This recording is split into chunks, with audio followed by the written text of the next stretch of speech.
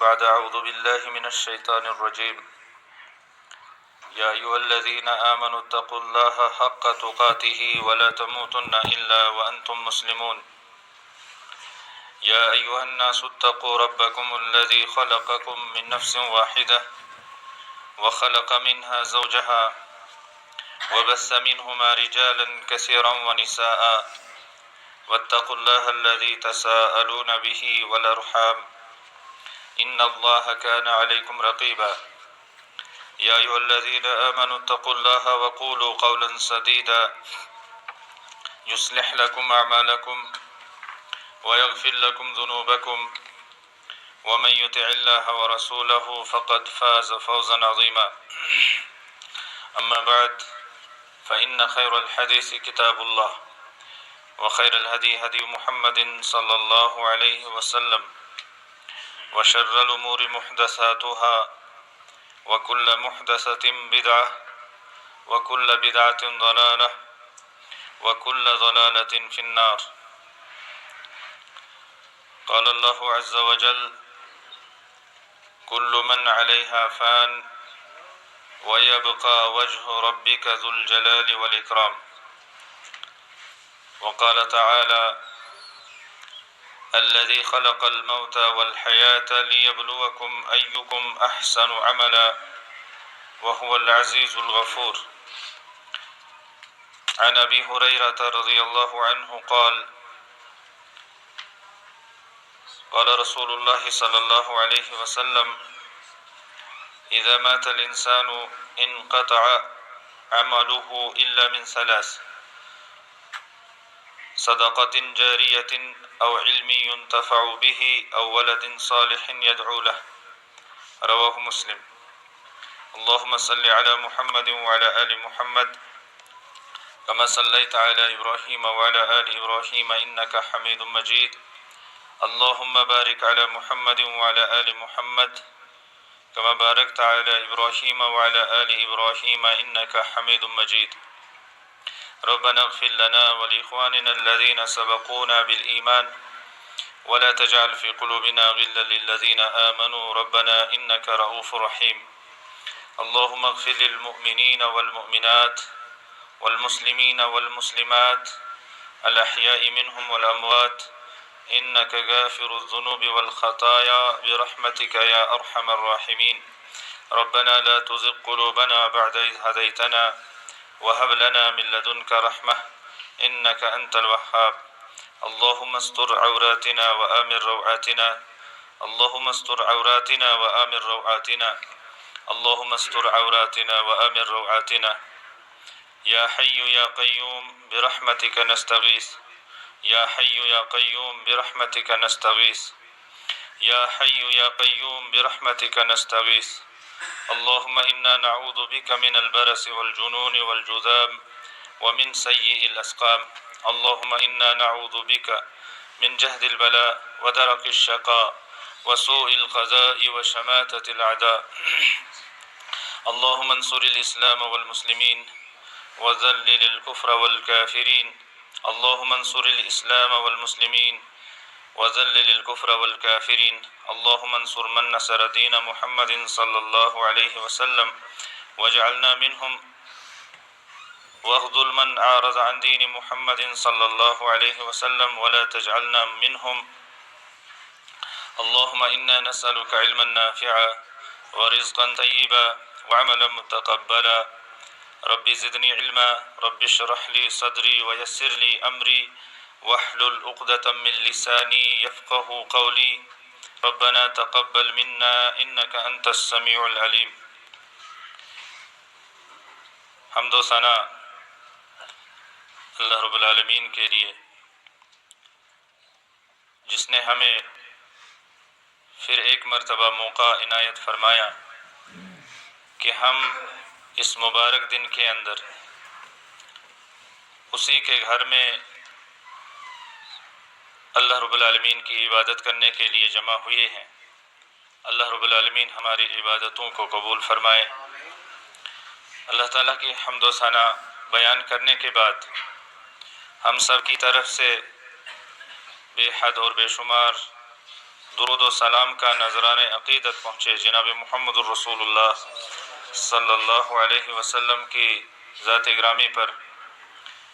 جنہوں نے ہمیں دنیا کے ہر شعبے میں مکمل رہنمائی فرمائی۔ معزز سامعین، پچھلے کچھ جمعوں سے آپ حضرات کے سامنے عالم برزخ کے احوال بیان کیے جا رہے ہیں۔ ہمارے سامنے یہ باتیں آئی کہ عالم برزخ میں ایک انسان کو کن حالات کا سامنا ہوگا، اور پھر ہمارے سامنے یہ بات بھی آئی کہ کن اسباب کی بنیاد پر قبر میں ایک انسان کو عذاب ہوتا ہے، اور پھر ہم نے اس بات کو سمجھنے کی کوشش کی کہ وہ کون سے اعمال ہیں جن کو کرنے کے بعد ایک انسان عذاب قبر یا عالم برزخ کے عذاب سے بچ سکتا ہے، اور اللہ رب العالمین اس کو قبر کے فتنے سے، قبر کے سوال و جواب سے نجات دیتا ہے، وہاں کامیابی عطا فرماتا ہے۔ تو اسی سلسلے کو آگے بڑھاتے ہوئے میں نے آپ حضرات کے سامنے خطبے کے آغاز میں سورہ رحمان کی آیت تلاوت کی ہے، کل من علیہا فان، کہ اس دنیا کے اندر جو کچھ بھی ہے وہ سب فنا ہونے والا ہے، وہ ختم ہونے والا ہے۔ اس دنیا کے اندر اللہ رب العالمین نے لاکھوں مخلوقات کو پیدا کیا ہے، انسان کو، جنوں کو، اس زمین کو، آسمان کو، سورج، چاند، پہاڑ، دریا، اور اس کے علاوہ لاکھوں مخلوقات ایسی ہیں جن کے نام بھی ہم نہیں جانتے۔ اللہ رب العالمین نے سب کے بارے میں فرمایا ہے کہ یہ ساری چیزیں فنا ہونے والی ہیں، ختم ہونے والی ہیں، اور پھر فرمایا وَيَبْقَى وَجْهُ رَبِّكَ ذُو الْجَلَالِ وَالْإِكْرَامِ، اور باقی رہنے والی ذات صرف اللہ رب العالمین کی ذات ہے، جو جلال والا ہے اور اکرام والا ہے، جو عزت والا ہے اور قدرت والا ہے۔ جس اللہ رب العالمین کی صفت جلال اللہ رب العالمین نے بیان فرمائی ہے، اور اس اللہ رب العالمین کے لیے ہی تمام عزت ہے، جو بھی غلبہ ہے، جو بھی تصرف ہے، جو بھی اختیار ہے، اسے اللہ رب العالمین کے ہاتھ میں ہے۔ نقطے کی بات یہ ہے اس آیت کے اندر جو ہمیں سمجھنی ہے، وہ یہ ہے کہ ایک دن ہمیں بھی فنا ہونا ہے، ختم ہونا ہے، مر جانا ہے۔ اس لیے ہمیں مرنے کے بعد والی زندگی کے لیے آج ہی سے تیاری کرنا شروع کر دینا چاہیے۔ اس زندگی کے لیے ہمیں آج سے ہی اس انداز سے تیاری کرنی ہے کہ ہم وہاں کامیاب ہو سکیں، وہاں ہمیں نجات مل سکے۔ اللہ تعالیٰ نے سورہ ملک کی آیت نمبر 2 میں ارشاد فرمایا ہے، وہ اللہ رب العالمین الذی خلق الموت، جس نے موت کو پیدا کیا ہے، والحیات، اور زندگی کو پیدا کیا ہے۔ اللہ تعالیٰ نے موت کو پیدا کیا، موت کو بنایا، اور پھر زندگی کو پیدا کیا۔ دونوں چیزوں کو اللہ تعالیٰ نے پیدا کیا ہے، کس لیے؟ لیبلوکم، تاکہ وہ اللہ تعالیٰ تمہیں آزمائے، اللہ رب العالمین تمہارا امتحان کرے اس چیز کے لیے ایکم احسن عملا، کہ تم میں سے سب سے اچھا عمل کون کرتا ہے۔ موت و زندگی اللہ تعالیٰ نے اسی مقصد سے پیدا کی ہے کہ اللہ رب العالمین ہمیں آزمانا چاہتا ہے کہ ہم میں سے کون اچھا عمل کرتا ہے۔ اور بار بار اس آیت کی تفسیر میں آپ کے سامنے یہ بات بیان کی گئی ہے کہ اچھے عمل سے مراد ہے وہ عمل جس میں اخلاص ہو، وہ عمل صرف اللہ تعالیٰ کی رضامندی کے لیے کیا گیا ہو. اور اچھا عمل اور احسن عمل وہ عمل ہوتا ہے جس میں محمد الرسول اللہ صلی اللہ علیہ وسلم کی اطاعت ہو، رسول کریم صلی اللہ علیہ وسلم کی اتباع ہو، اس کو اچھا عمل کہا جاتا ہے. اگر عمل کے اندر اخلاص ہے لیکن رسول اللہ صلی اللہ علیہ وسلم کی اتباع نہیں ہے تو وہ عمل اچھا نہیں کہلائے گا. اور ایسے ہی اگر ایک عمل کے اندر اتباع رسول تو ہے لیکن اخلاص نہیں ہے، اللہ کے لیے وہ عمل نہیں کیا جا رہا ہے، تو وہ عمل بھی احسن عمل اور اچھا عمل نہیں کہلائے گا، بلکہ عمل تب اچھا ہوگا، احسن ہوگا، بہتر ہوگا، قبول ہوگا جب اس میں دونوں چیزیں پائی جائیں، اخلاص بھی اور رسول کریم صلی اللہ علیہ وسلم کی اطاعت بھی. اور یہی وہ دو بنیادی چیزیں ہیں جو ہمیں قبر کے عذاب سے بچا سکتی ہیں. یہی وہ دو بنیادی چیزیں ہیں، عمل کے اندر اخلاص ہو اور رسول کریم صلی اللہ علیہ وسلم کی اطاعت ہو، رسول اللہ صلی اللہ علیہ وسلم کے فرامین پر عمل ہو، رسول اللہ صلی اللہ علیہ وسلم کی سنتوں پر عمل ہو، رسول کریم صلی اللہ علیہ وسلم کی احادیث کو پڑھا جائے، سمجھا جائے، عمل کیا جائے، لوگوں تک پہنچائی جائے، ان کی دعوت دی جائے. تو اگر ایسا ہم کرتے ہیں تو قبر کے اندر ہم عذاب سے بچ جائیں گے. تو بہرحال اس سلسلے کو آگے بڑھاتے ہیں. آپ حضرات کے سامنے ان اعمال کا ذکر ہو رہا تھا جن کے بلبوتے پر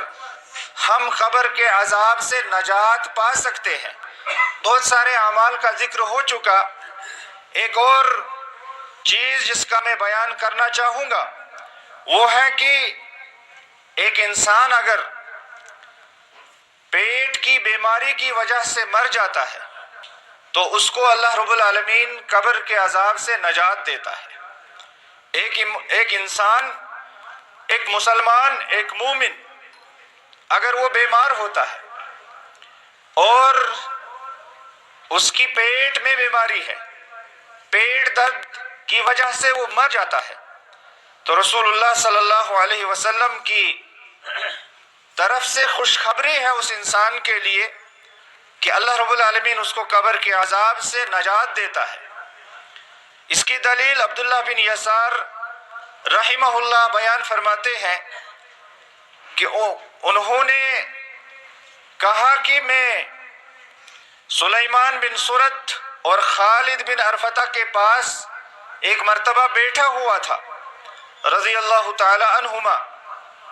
تو فرمایا انہوں نے ایک ایسے آدمی کا ذکر کیا جو پیٹ درد کی وجہ سے فوت ہو گیا تھا، جس کی وفات پیٹ کے درد کی وجہ سے ہوئی تھی. یعنی ایک ایسی بیماری تھی جو اس کی پیٹ میں تھی جس کی وجہ سے اس کی موت ہو گئی. تو یہ دونوں صحابی سلیمان بن سرد اور خالد بن عرفتہ انہوں نے خواہش ظاہر کی کہ ہماری موت بھی ایسی ہی آنی چاہیے، ہماری موت بھی اسی حالت میں آنی چاہیے. انہوں نے اس خواہش کا اظہار کیا، انہوں نے یہ تمنا کی کہ ہمیں بھی اسی انسان کی طرح، اسی مسلمان کی طرح موت آئے.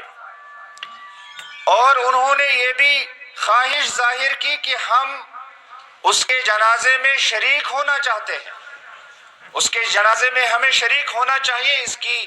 تمنا انہوں نے ظاہر کی. تو فرمایا ان میں سے ایک نے دوسرے سے کہا الم یقل رسول اللہ صلی اللہ علیہ وسلم من یقتلہ بطنہ فلن يعذب فی قبرہ. ایک نے دوسرے سے کہا کیا آپ نے نہیں سنا ہے کہ رسول اللہ صلی اللہ علیہ وسلم نے فرمایا ہے جو پیٹ کے درد کی وجہ سے مر جاتا ہے، وفات پا جاتا ہے، اللہ رب العالمین اس کو قبر کے اندر عذاب نہیں کرتا. پیٹ درد کی وجہ سے جس کی وفات ہو جائے اللہ رب العالمین اس کو قبر میں عذاب نہیں کرتا. تو دوسرے نے جواب دیا بلا، ہاں میں نے یہ رسول اکرم صلی اللہ علیہ وسلم کو فرماتے ہوئے سنا ہے کہ آپ نے ایسا ہی فرمایا ہے۔ تو ایک انسان جو پیٹ کی درد کی وجہ سے مر جاتا ہے اور وہ مسلمان تھا، باقی اعمال بھی اس کے صحیح تھے، باقی اعمال بھی وہ انجام دے رہا تھا، لیکن وہ اس درد میں، اس بیماری میں، اس مرض میں مبتلا ہو کر اس دنیا سے چلا جاتا ہے، تو اللہ رب العالمین اس کو قبر کے عذاب سے نجات دے دیتا ہے۔ جیسے کہ آج کل کے حالات یا اس سے پہلے چند مہینے جو حالات تھے کووڈ-19 کی وجہ سے، کورونا وائرس کی وجہ سے، اور یہ وہ بیماری ہے جو زیادہ تر پیٹ پر ہی اثر انداز ہوتی ہے، انسان کا جو نظام ہضم ہوتا ہے اس پر اس بیماری کا اٹیک ہوتا ہے، اس بیماری کا اس پر اثر ہوتا ہے، اور جب نظام ہضم انسان کا ختم ہو جاتا ہے، بالکل کمزور ہو جاتا ہے، تو وہ انسان مر جاتا ہے۔ اگر وہ انسان مسلمان تھا، ایمان والا تھا، ایمان پر ڈٹا ہوا تھا، ثابت قدم رہا تھا، ایمان پر نماز پڑھنے والا تھا، توحید پر قائم تھا، اگر اس کی وفات اس بیماری کی وجہ سے ہوئی ہے، گویا کہ وہ پیٹ کے درد کی وجہ سے مرا ہے، پیٹ کے مرض اور بیماری میں مبتلا ہو کر وہ مرا ہے، تو ہمیں یہ امید رکھنی چاہیے کہ اللہ رب العالمین ایسے تمام افراد کو قبر کے عذاب سے بچا لے گا، اللہ رب العالمین ان کو قبر کے عذاب سے نجات دے دے گا۔ تو بہرحال اگر کوئی انسان اس بیماری میں مر جاتا ہے، لیکن وہ باقی شروط بھی عائد ہوں گی کہ وہ مسلمان ہو، نمازی ہو، توحید پر قائم ہو، باقی جو بھی چیزیں اس پر عائد ہوتی تھی دنیا کے اندر وہ ان کو انجام دینے والا تھا، پھر اگر وہ اس حال میں مر جاتا ہے تو ہمیں امید ہے کہ اللہ رب العالمین اس کو قبر کے عذاب سے بچا لے گا۔ اللہ رب العالمین ان تمام اموات کی مغفرت فرمائے، ان کو قبر کے عذاب سے نجات دے جو اس بیماری میں مبتلا ہو کر اس دنیا سے چلے گئے ہیں، جو کورونا وائرس کی وجہ سے اس دنیا سے چلے گئے ہیں، اللہ تعالیٰ ان کو بھی قبر کے عذاب سے نجات دے۔ اللہ رب العالمین ہمیں بھی قبر کے عذاب سے نجات دے۔ اللہ تعالیٰ ہمیں بھی وہ اعمال کرنے کی توفیق عطا فرمائے جن کی بنیاد پر ہم قبر کے عذاب سے بچ سکتے ہیں۔ اللہ رب العالمین ہمیں بھی اس چیز کی توفیق عطا فرمائے۔ اور یہ حدیث امام نسائی نے اپنی سنن میں لائی ہے۔ اور اسی طرح سے وہ مسلمان جو اپنی مملکت کی سرحدوں کی حفاظت کرتے کرتے مر جاتا ہے، وہ مسلمان جو اپنی مملکت کی سرحدوں کی حفاظت کرتے کرتے مر جاتا ہے، اس دنیا سے رخصت ہو جاتا ہے، اس کے لیے بھی رسول اللہ صلی اللہ علیہ وسلم نے یہ خوشخبری سنائی ہے کہ اس کو بھی اللہ رب العالمین قبر کے عذاب سے نجات دے دیتا ہے۔ فضالہ بن عبید رضی اللہ عنہ بیان فرماتے ہیں کہ رسول اللہ صلی اللہ علیہ وسلم نے ارشاد فرمایا کل المیت یختم علی عملہ الا المرابط فإنه ينمو له عمله إلى يوم القيامة ويؤمن من فتنة القبر۔ ہر مرنے والے کا اختتام اس کے عمل پر ہوتا ہے، جیسے کہ دوسری حدیث میں ہے رسول اللہ صلی اللہ علیہ وسلم نے ارشاد فرمایا، بخاری شریف کے اندر حدیث ہے، انما الاعمال بالخواتم، اعمال کا دار و مدار خاتموں پر ہے۔ انسان کا خاتمہ جس عمل کو کرتے کرتے ہوتا ہے اس کا انجام بھی وہی ہوگا، اس کا انجام بھی وہی ہوگا۔ اگر نیک عمل کرتے کرتے انسان کی روح قبض کی جاتی ہے تو اس کا انجام بھی اچھا ہوگا، اور اگر برا عمل کرتے کرتے ایک انسان کی روح قبض کی جاتی ہے، وہ اس دنیا سے برا عمل کرتے کرتے مر جاتا ہے تو اس کا انجام بھی برا ہوگا۔ اسی لیے فرمایا رسول اللہ صلی اللہ علیہ وسلم نے کہ ہر میت کا اختتام اس کے عمل پر ہوتا ہے سوائے مرابط کے۔ مرابط اس شخص کو کہتا ہے جو اپنی مملکت کی سرحدوں کی حفاظت کرتے کرتے اس دنیا سے چلا جاتا ہے، تو فرمایا اس کا عمل اس کے لیے اللہ رب العالمین بڑھاتا ہے، اس کا یہ اسلامی مملکت کی حفاظت کرنا، اسلامی مملکت کی سرحدوں کی حفاظت کرنا، راتوں کو پہرا دینا، راتوں کو جاگنا اور دشمن کے خلاف ہمیشہ ہوشیار اور بیدار رہنا تاکہ دشمن کہیں سے اس کی مملکت پر حملہ آور نہ ہو اور لوگوں کو نقصان پہنچائے۔ اس کے لیے جو تیار ہوتا ہے، اس کے لیے جو کھڑا ہوتا ہے،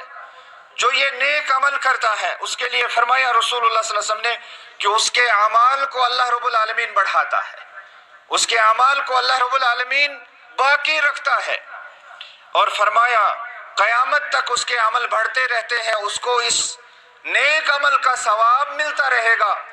اور فرمایا وَيُؤْمَنُ مِنْ فِتْنَةِ الْقَبْرِ، اور قبر کے فتنے سے، قبر کی آزمائش سے، قبر کے امتحان سے، قبر کے سوال و جواب سے، قبر کے عذاب سے اس انسان کو بچا لیا جاتا ہے۔ تو یہ بھی ایک نیک عمل ہے جس کی بنیاد پر ایک مسلمان قبر کے عذاب سے بچ سکتا ہے۔ اور یہ حدیث امام ابو داؤد نے اپنی سنن میں لائی ہے اور امام ترمذی نے بھی اپنی سنن میں اس حدیث کو لایا ہے۔ اور اسی طرح سے ایک اور نیک عمل ہے، ایک اور چیز ہے جس کے بارے میں رسول اللہ صلی اللہ علیہ وسلم نے فرمایا کہ وہ انسان بھی قبر کے عذاب سے بچ جاتا ہے، لیکن باقی شروط کے ساتھ، توحید، نماز اور فرائض کی ادائیگی، اللہ کے حقوق کی ادائیگی، بندوں کے حقوق کی ادائیگی اور گناہوں سے بچتے رہنا، ان شروط کے ساتھ اگر ایسا ہوتا ہے تو پھر وہ انسان بھی قبر کے عذاب سے بچ جاتا ہے۔ عبداللہ بن عمرو رضی اللہ تعالیٰ عنہ بیان فرماتے ہیں کہ رسول اللہ صلی اللہ علیہ وسلم نے ارشاد فرمایا ما من مسلم يموت يوم الجمعہ او لیلۃ الجمعہ الا وقاه اللہ فتنة القبر۔ فرمایا کوئی بھی مسلمان جمعہ کے دن میں وفات پا جاتا ہے، جمعہ کے دن، جس دن کے اندر ہم یہاں پر موجود ہیں اور نماز جمعہ ادا کرنے کے لیے آئے ہوئے ہیں، اسی دن کے اندر اگر کوئی مسلمان مر جاتا ہے یا جمعہ کی رات میں مر جاتا ہے، جو رات گزار کر ہم اس دن میں داخل ہوئے ہیں، اس رات میں مر جاتا ہے تو اللہ رب العالمین اس انسان کو بھی قبر کے عذاب سے بچا لیتا ہے، قبر کے فتنے سے بچا لیتا ہے۔ لیکن میں نے جیسے کہ پہلے ہی کہہ دیا کہ اس انسان کے اندر توحید ہو، بنیاد ہو اور نماز ہو اور باقی فرائض کی ادائیگی ہو، رسول اللہ صلی اللہ علیہ وسلم کے احکامات کی پیروی ہو، اگر اس حال میں ہے وہ اور پھر وہ جمعہ کے دن میں مر جاتا ہے یا جمعہ کی رات میں مر جاتا ہے، اللہ تعالیٰ اس کو قبر کے فتنے سے، قبر کے عذاب سے، قبر کی آزمائش سے، قبر کے سوال و جواب میں کامیابی عطا فرماتا ہے۔ اور یہ حدیث امام احمد نے اپنی مسند میں لائی ہے اور امام ترمذی نے اپنی سنن میں لائی ہے۔ اور اسی طرح سے وہ انسان بھی قبر کے عذاب سے بچ جائے گا جو ہمیشہ ہر وقت قبر کے عذاب سے اللہ رب العالمین سے پناہ مانگتا ہے، قبر کے عذاب سے اللہ رب العالمین سے پناہ مانگتا ہے، اللہ تعالیٰ سے التجا کرتا ہے، اللہ تعالیٰ سے فریاد کرتا ہے، اللہ تعالیٰ سے مانگتا ہے کہ اے اللہ مجھے قبر کے عذاب سے بچا لے۔ جو اس عمل پر ہمیشگی اختیار کرتا ہے، بار بار یہ دعا پڑھتا ہے، نماز کے اندر، نماز کے علاوہ باقی اوقات میں یہ دعا مانگتا رہتا ہے، تو اللہ تعالیٰ اس کو قبر کے عذاب سے بچا لیتا ہے۔ فرمایا ابو ہریرہ رضی اللہ تعالیٰ عنہ نے کہ رسول اللہ صلی اللہ علیہ وسلم نے ارشاد فرمایا اذا تشہد احدکم فلیستعذ باللہ من اربع،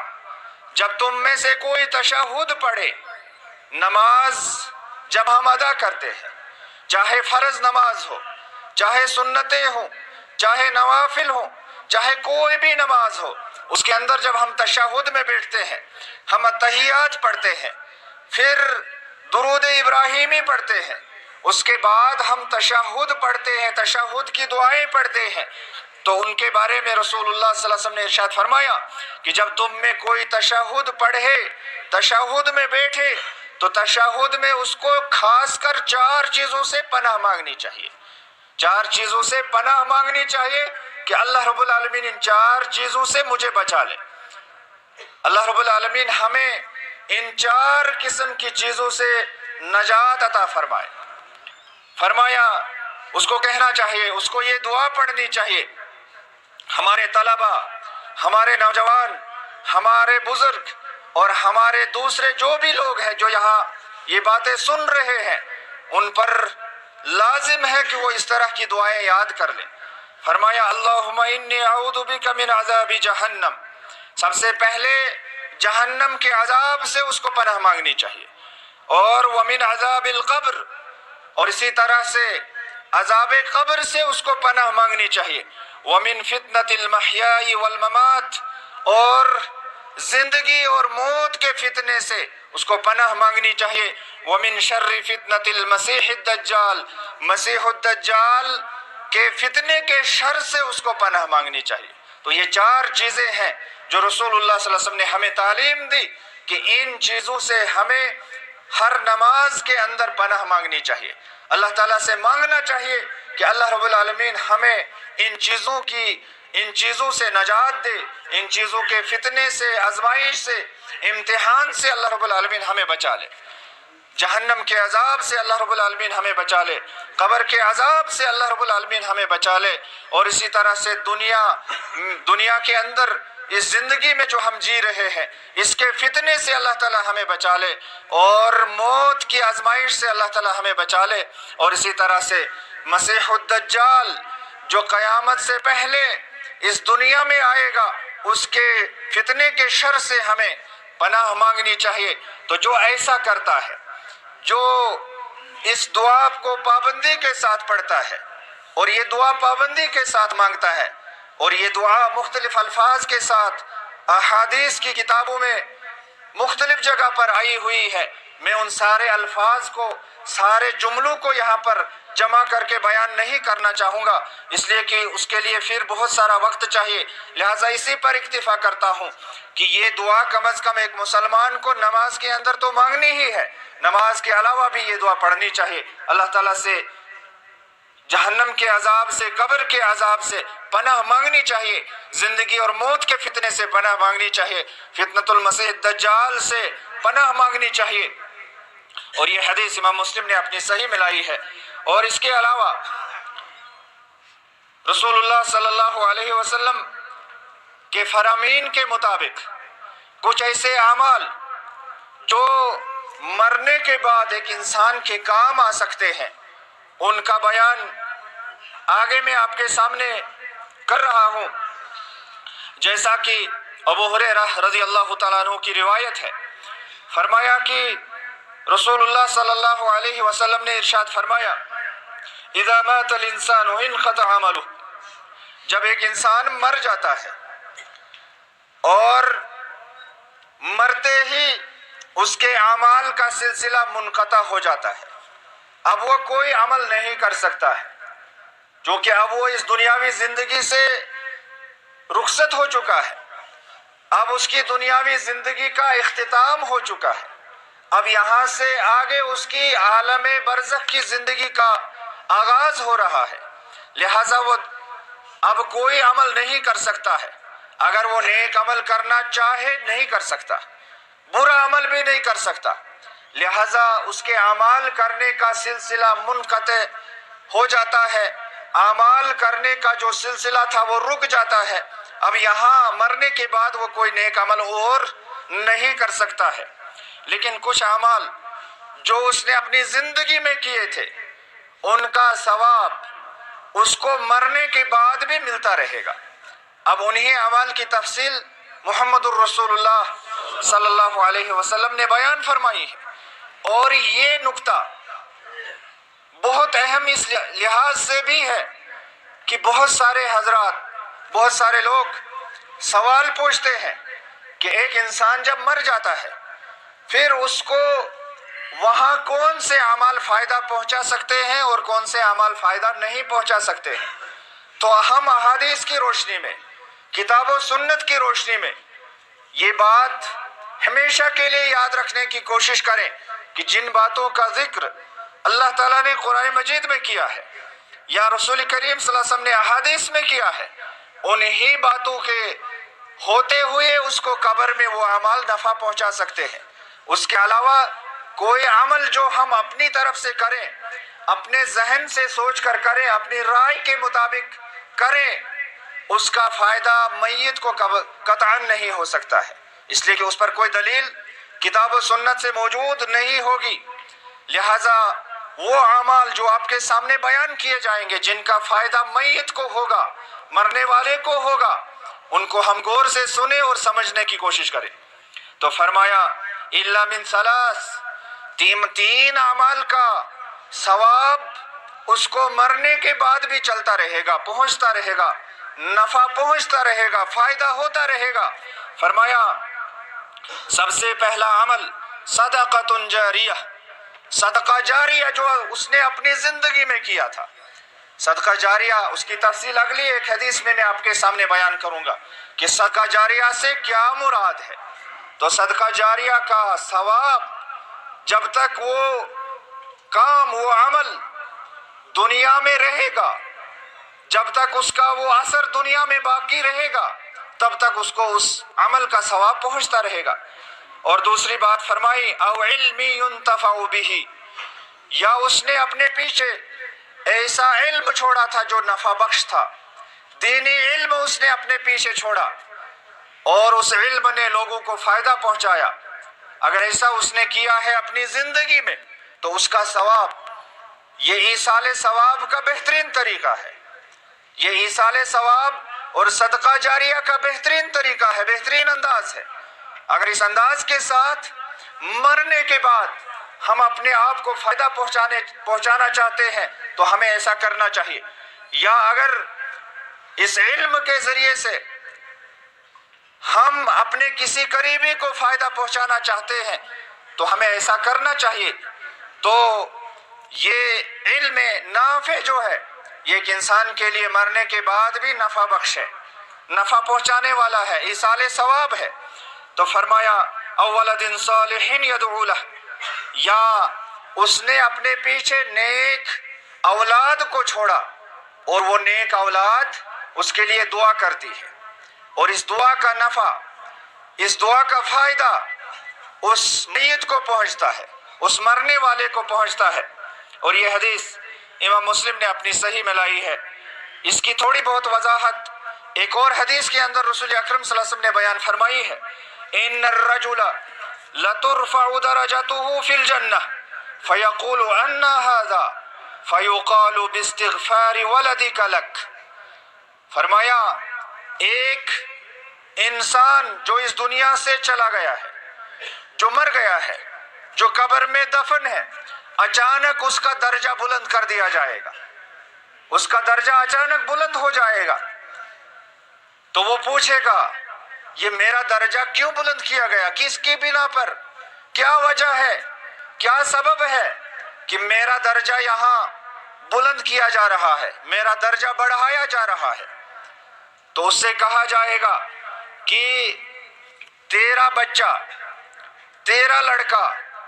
تیری اولاد تیرے لیے اللہ تعالیٰ سے مغفرت طلب کرنے کی وجہ سے، تیری اولاد نے تیرے لیے اللہ رب العالمین سے مغفرت طلب کی، بخشش طلب کی، گناہوں سے معافی طلب کی، تو اللہ تعالیٰ نے اسی کی بنیاد پر تیرا درجہ بلند کر دیا ہے۔ تو معلوم ہوا ایک انسان کی اولاد اگر اپنے والدین کے لیے دعائیں مغفرت کرتی ہے تو اس کی وجہ سے ان کے درجات وہاں پر اس عالم میں، عالم برزخ میں، عالم قبر میں بلند کر دیے جاتے ہیں، وہاں پر اس کے درجات اس دعا کی وجہ سے بلند کر دیے جاتے ہیں۔ اور اسی حدیث کی تھوڑی اور شرح ایک اور حدیث سے ہو جاتی ہے۔ انس بن مالک رضی اللہ تعالیٰ عنہ بیان فرماتے ہیں کہ رسول اللہ صلی اللہ علیہ وسلم نے ارشاد فرمایا سبع یجری للعبد اجرہن وہو فی قبرہ بعد موتہ، 7 چیزیں ایسی ہیں جن کا اجر مرنے کے بعد بھی اس کو پہنچتا رہے گا، حالانکہ وہ مرنے کے بعد اپنی قبر میں دفن ہوگا، اپنی قبر میں ہوگا، 7 چیزوں کا ثواب اس کو پہنچتا رہے گا۔ ایصال ثواب اگر ہم کرنا چاہتے ہیں تو یہی 7 طریقے ہیں، یہی وہ طریقے ہیں، یہی وہ اسباب ہیں، ذرائع ہیں جن کے ذریعے سے ہم اپنے مرنے کے بعد کے لیے انتظام کر سکتے ہیں۔ تو فرمایا سب سے پہلی چیز من علم علما، جس نے کسی علم کو سکھایا، دینی علم کو نشر کیا، قرآن کریم کو پڑھایا، یہ سلسلہ جب تک قائم رہتا ہے اس کو ثواب ملتا رہے گا۔ احادیث کو پڑھایا، یہ سلسلہ وہ قائم کرتا ہے، جب تک سلسلہ باقی رہتا ہے اس کو ثواب ملتا رہے گا۔ اور اسی طرح سے اور بھی بہت سارے دینی علوم اور فنون ہیں، اگر وہ ان میں سے کسی سلسلے کو قائم کرتا ہے تو جب تک وہ سلسلہ دنیا میں باقی رہے گا تب تک اس کو ثواب ملتا رہے گا۔ اور دوسری چیز فرمایا او اجرا نہرن، یا کسی نہر کو جاری کروایا، نہر کھدوائی لوگوں کے فائدے کے لیے، لوگوں کو پانی پلانے کے لیے، لوگوں کی زمینوں کو سیراب کرنے کے لیے اس نے نہر کھدوائی، نہر کھودنے کا اس نے انتظام کیا، تو فرمایا اس کا اجر بھی اس کو پہنچتا رہے گا۔ جب تک وہ نہر لوگوں کو فائدہ پہنچاتی رہے گی تب تک اس کا ثواب، جتنے لوگ فائدہ اٹھائیں گے اس کا ثواب اس کو بھی پہنچتا رہے گا۔ اور اسی طرح سے فرمایا رسول اللہ صلی اللہ علیہ وسلم نے او حفر بئرن، یا کوئی کنواں کھدوایا، کسی جگہ کنواں کھودنے کا انتظام کیا، یا ہینڈ پمپ، یا اسی طرح سے کوئی اور طریقہ اس نے اپنایا لوگوں کو فائدہ پہنچانے کے لیے، لوگوں کو پانی پلانے کے لیے، لوگوں کی پیاس بجھانے کے لیے، اس نے ایسا کوئی کام کیا، جب تک وہ کام، وہ عمل، وہ چیز باقی رہتی ہے اس کو اس کا ثواب پہنچتا رہے گا اور اس کا فائدہ اس کو قبر کے اندر ہوتا رہے گا۔ آگے بڑھنے سے پہلے میں گزارش کرنا چاہوں گا کہ آپ صفوں میں نزدیک بیٹھیں اور جو جگہیں خالی ہیں ان کو پورا کر لیں تاکہ اور لوگ جو آ رہے ہیں ان کو بھی آسانی کے ساتھ مسجد شریف کے اندر جگہ مل سکے۔ اللہ تعالیٰ آپ کو جزائے خیر عطا فرمائے۔ اور اس کے علاوہ فرمایا رسول اللہ صلی اللہ علیہ وسلم نے او غرس نخلا، یا اس انسان نے دنیا کے اندر ہوتے ہوئے اپنی زندگی میں کھجور کا درخت لگوایا، کھجور کا درخت لگایا۔ اب یہاں پر ہم یہ سوال کر سکتے ہیں کہ کیا صرف کھجور کا درخت لگایا جائے یا کوئی بھی پھلدار درخت؟ تو ہم یہ کہیں گے جو کہ عرب میں یا مدینہ میں یا مکہ میں کھجور کے درخت ہی عام ہوا کرتے تھے، اسی لیے رسول اکرم صلی اللہ علیہ وسلم نے او غرس نخلا فرمایا، ورنہ کوئی بھی پھلدار درخت یا کوئی بھی ایسا فائدہ پہنچانے والا درخت، درختوں کے بے شمار فوائد ہیں، درختوں سے ہم آکسیجن حاصل کرتے ہیں، درختوں سے ہم سایہ حاصل کرتے ہیں، درختوں سے ہم پھل حاصل کرتے ہیں، درختوں سے ہم لکڑی حاصل کرتے ہیں۔ تو بہرحال ان تمام فوائد کے لیے جس نے کہیں پر درخت لگوایا اس سے کسی کو بھی فائدہ پہنچا،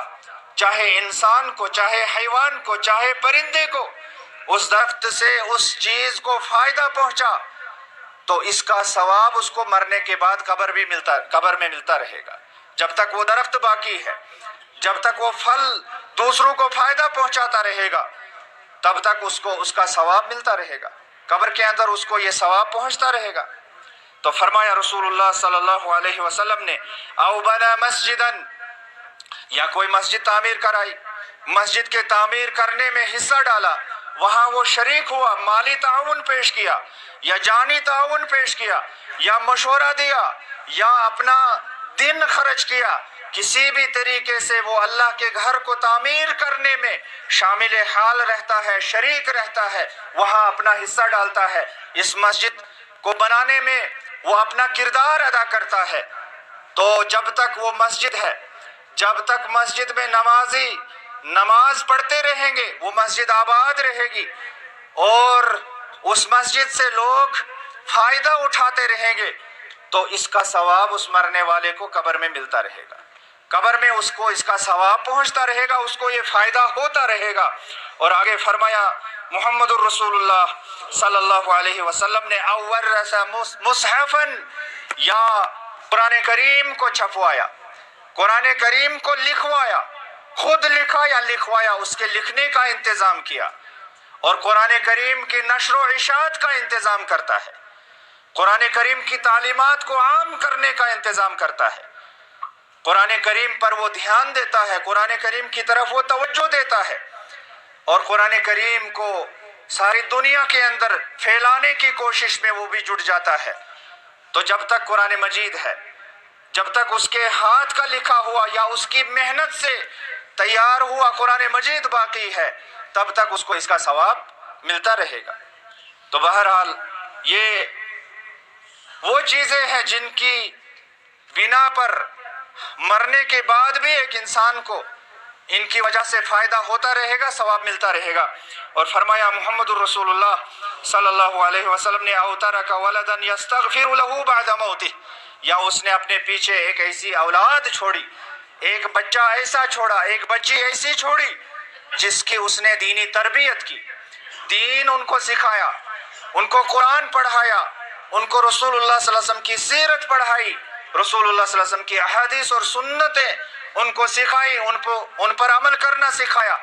تو بہرحال جب اس کی دینی تربیت ہوگی تبھی جا کر وہ اپنے ماں باپ کے لیے بعد میں دعا کریں گے، ورنہ اگر دین کی طرف توجہ نہ دی گئی بلکہ بچوں کو کھلا چھوڑ دیا گیا، بچوں کی تربیت نہ کی گئی، بلکہ ان کو جو مروجہ تعلیم ہے یا عصری تعلیم ہے یا انگریزی تعلیم ہے یا مغربی تعلیم ہے یا مغربی تہذیب ہے یا مغربی جو کلچر ہے، اس کو اس کا دل دادا بنانے کے لیے کھلی چھوٹ دے دی، یا اس کو فیشن کا دل دادا بنانے کے لیے کھلی چھوٹ دے دی، تو پھر وہ اپنے ماں باپ کو کبھی بھی مرنے کے بعد یاد نہیں کرے گا۔ ان کے لیے دعائیں مغفرت کب کرے گا؟ یہ تبھی کرے گا جب اس کو قرآن پڑھایا گیا ہو، احادیث پڑھائی گئی ہو، دین سکھایا گیا ہو، دین اسلام بتایا گیا ہو، تب جا کر وہ اپنے ماں باپ کو ان کے مرنے کے بعد اپنی دعاؤں میں یاد رکھیں گے۔